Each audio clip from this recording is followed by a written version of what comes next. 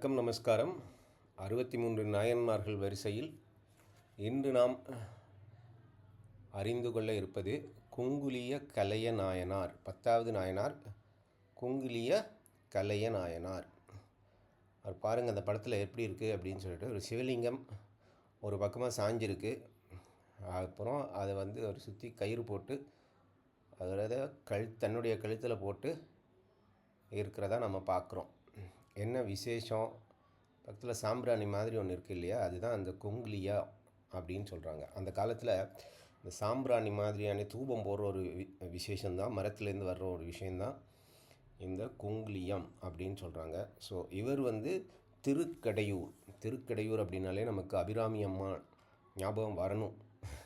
மார்க்கண்டேயன், என்றும் 16 இவங்கெல்லாம் புண்ணியம் பண்ணின பூமி தான் அந்த திருக்கடையூர் அப்படின்னு சொல்லிட்டு. அமிர்த கடேஸ்வரர் அப்படின்னு சொல்கிறாங்க இல்லையா, அதான் அதில் போட்டிருக்காங்க. அமிர்த கடேஸ்வரர் அற்புதமான திருத்தலம். அந்த திருத்தலத்துக்கும் போகிறதுக்கு இறைவன் நம்மளை அழைத்தார். ஒரு தடவையோ 2 தடவை போயிட்டு வந்தேன்னு நினைக்கிறேன் அந்த கோயிலுக்கு. அற்புதமான கோயில். மயான ஈஸ்வரர் அப்படின்னு அந்த திருக்கோயிலுக்கு பின்னாடி ஒரு கோயில் இருக்குது. அதற்கும் போகிறதுக்கு ஒரு வாய்ப்பு கிடைச்சிது. ஸோ முடிந்ததென்றால் நீங்களெல்லாம் போயிட்டு வாங்க. இந்த மாதிரியான அற்புதமான திருத்தலங்கள் வேறு எந்த நாட்டிலையும் கிடையாது, இந்த நாட்டில் தான். அதனால் அங்கே போகிறேன், இங்கே அமெரிக்கா போகிறேன், ஆஸ்திரேலியா போகிறேன்னு வேஸ்ட் பண்ணிக்கிட்டு இருக்காதிங்க. அந்த ஊர்லெல்லாம் இந்த மாதிரியான கோயிலெல்லாம் கிடையாது. நம்ம ஊரில் தான் கோயில்கள். யுகமாக பல மதங்களை பார்த்து இன்றும் உயிரோட்டமாக வளர்ந்து கொண்டிருக்கிற சனாதன தர்மத்தின் காரணமாகத்தான் இந்த மாதிரியான கோயிலெலாம் இருக்குது, அந்த காலத்தில் இந்த காலம் வரைக்கும். ஸோ இந்த திருக்கடையூரில் அந்த அமிர்த கடேஸ்வரர் அப்படின்னு அந்த குளத்தில் தான் அமிர்தம் வந்ததாகவும் சொல்கிறாங்க. அங்கே ஒரு விநாயகர் சன்னதியும் உண்டு. அற்புதமான ஸ்தலம். சிறப்பாக நிறைய பெரியப்பெல்லாம் உழவார பணியெல்லாம் பண்ணிக்கிட்டு இருக்கிறாங்க அந்த கோயிலில். ஸோ அந்த மாதிரியான இருக்கிற இவர் அந்தணர் குலத்தில் பிறந்து இந்த குங்குலிய கலைய நாயனார் தான் அவர் பேர். குங்குலியம் அப்படின்றது அவர் இறைவனுக்கு அந்த சாம்பிராணி மாதிரி இருக்கிற அந்த குங்குமத்தை நறுமணம் வீசுவதற்காக இறைவனுக்கு பண்ணுறாங்க. இப்போ நம்ம போயிட்டு தூபமெல்லாம் போடுறோம். இப்போ கூட நம்ம பார்க்குறோம் சில கோயில்கள், கபாலீஸ்வரர் கோயில் நான் பார்க்குறது நிறைய பிரதோஷத்தில் கபாலீஸ்வரர் கோயிலில் சிறப்பாக ஒருத்தங்க பண்ணுவாங்க அந்த சாம்பிராணி போடு. அது சாம்பிராணியா இல்லை குங்குலியமானு எனக்கு தெரியாது. அந்த மாதிரி நிறைய அதை போட்டு சூப்பராக பண்ணிகிட்டு இருக்கிறது, அதுவே ஒரு தனது பக்தியின் வெளிப்பாடாக இன்றும் நாம் பார்த்து கொண்டிருக்கோம். பல சிவனடியார்கள் பல சிவன் கோயிலெல்லாம் பார்த்துருக்குறோம். அந்த மாதிரி ஒருத்தர் தான் இந்த கலைய நாயனார். அவர் குங்குலியம் போடுவது தான் அவருடைய கோயில்களில் போயிட்டு அதை பண்ணுவது தான் அது தனது வழிபாடாக வைத்து கொண்டிருக்கிறார். நிறைய செல்வம் எல்லாம் இருந்திருக்கு அவர்கிட்ட. வழக்கம் போல் சிவனுடைய திருவிளையாடல், ஏழ்மையை அவருக்கு கொடுக்குறாங்க. ரொம்ப கஷ்டம்.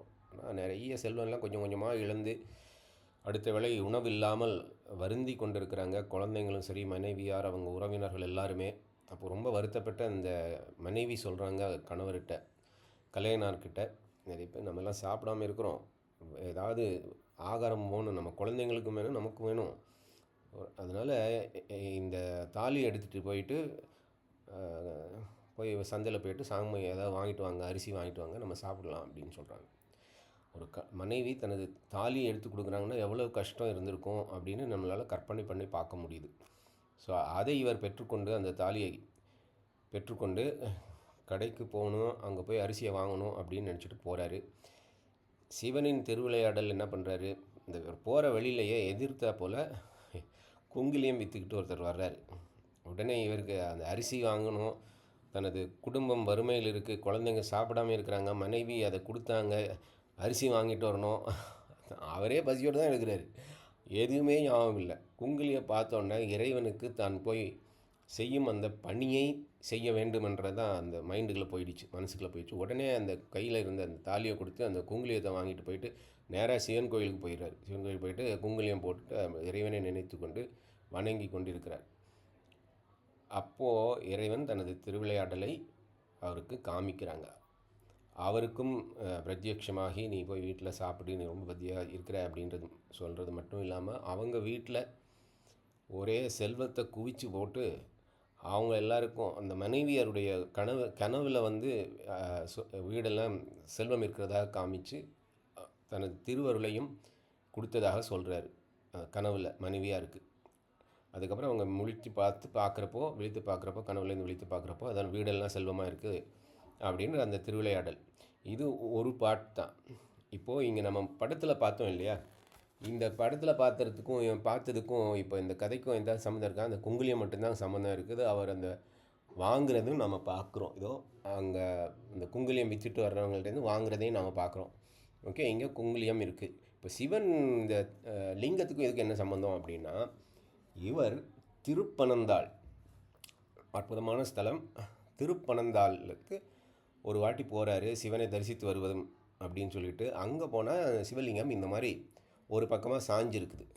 அது ஏன் அப்படின்னு அவர் விசாரிக்கிறாரு. அப்போது அவருக்கு ஒரு வரலாறு சொல்கிறாங்க. அப்போது அந்த ஊரில் ஒரு காலத்தில் ஒரு அம்மையார் சிவனுக்கு தான் கட்டிய அந்த மாலையை இறைவனுக்கு போடும்போது சிவன் தானாக வளைந்து கொடுத்தாரா. அப்போ தான் அந்த அம்மாவால் ஈஸியாக அந்த மாலையை போட முடியும் சிவலிங்கத்தன் மேல் அப்படின்னு சொல்லிட்டு அந்த மாதிரி அவர் பண்ணினார். அதனால் அது சிவலிங்கம் சாய்ந்து விட்டது அந்த அம்மையாருடைய பக்திக்காக. அதனால் அப்படி இருக்குது அப்படின்னு சொல்லிட்டு அந்த ராஜா வந்து பல முயற்சியெல்லாம் பண்ணுறாரு அந்த சிவலிங்கத்தை நேர் பண்ணுறதுக்கு. யானைகள் எல்லாம் வச்சு இழுத்து பார்த்து என்னென்னமெல்லாம் பண்ணி பார்த்தாங்க, ஒன்றும் ஆகலை. அந்த சிவலிங்கம் ஒரு பக்கமாக சாஞ்சு தான் இருக்குது. ஸோ இந்த விஷயத்தை கேட்ட உடனே குங்குலிய கலைய நாயனார் என்ன பண்ணுறாருன்னா, ஒரு பெண்ணுக்காக நீ உன் தலையை சாய்த்திருக்கிறாய் என்றால் எனது பக்திக்காக நீ உனது தலையை நிமிர்த்திக்கணும், நேராக்கிக்கணும் அப்படின்னு சொல்லிட்டு அவர் வந்து அந்த லிங்கத்து மேலே ஒரு சுருக்கு போட்டு தனது கழுத்தில் மறு சுருக்கு போட்டுட்டு, எனது பக்தி உண்மையாக இருந்தால் நீ இப்போது நேராகி கொள்ள வேண்டும் அப்படின்னு சொல்லி, இல்லைன்னா என் உயிரை நான் இங்கே மாய்க்கிறேன் அப்படின்னு சொல்லிட்டு அவர் இழுக்கிறது காட்சி தான் நம்ம பார்க்குறது.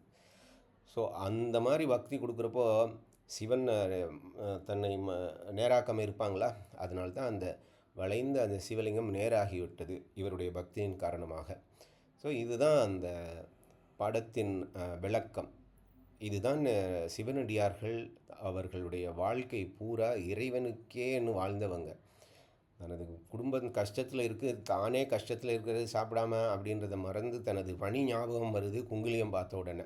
எல்லாரையுமே மறந்துடுறாரு. அப்பேற்பட்டவருக்கு இறைவனே செல்வம் கொடுக்குறாரு. அது மட்டும் இல்லாமல் தனது உயிரையே ஒன்றுமில்லை, இந்த உயிர் உனக்காகத்தான், நீ யாருக்கோ இன்னொரு பக்தருக்காக உனது தலையை சாய்க்கிறதா இருந்தால் எனது பக்திக்காக நீ தலையை நேர் செய்து கொள்ள வேண்டும் அப்படின்னு சொல்லிட்டு உயிரையே இறைவனுக்காக கொடுக்குறாங்க. இதெல்லாம் படிக்கிறப்போ, இதெல்லாம் தெரிகிறப்போ, இந்த மாதிரியான பக்திகளை எந்த நாட்டில் நாம் படிக்க முடியும் அப்படின்னு சிந்திச்சு பாருங்கள். அதனால தான் இந்த பூமியை வந்து புண்ணிய பூமி அப்படின்றது. ஸோ இந்த புண்ணிய பூமியை இந்த மாதிரியான நாயன்மார்கள் வரலாறு நம்ம தெரிஞ்சதுன்னா தான் இது புண்ணிய பூமியும் நம்ம உணர முடியும். இந்த மாதிரியான விசேஷங்கள்லாம் திருக்கடையூர்லேயும் சரி, ஒவ்வொரு ஊர்லேயும் சிறப்பாக நடந்து கொண்டே இருந்திருக்கும். யுகம் யுகமாக மார்க்கண்டேயன் 16 வருடங்களாக இருந்ததும், யமனை சிவன் உதைத்ததும் காலால் எங்கே அப்படின்னா திருக்கடையூரில். அது இன்னொரு காலகட்டத்தில் அதே ஊரில் நடந்திருக்குது. ஏன் அந்த காலத்தில் அந்த மாதிரியான பக்தர்கள் வந்து கொண்டே இருக்கிறாங்க. வாழையடி வாழையாக வந்து கொண்டே இருக்கிறது, பக்தர்கள் வந்து கொண்டு இருக்கிறது வேறு எந்த நாட்டிலையும் கிடையாதுங்க, நம்ம ஊரில் தான். அதனால தான் இதற்கு பேர் வேதம் நிறைந்த தமிழ்நாடு அப்படின்றது.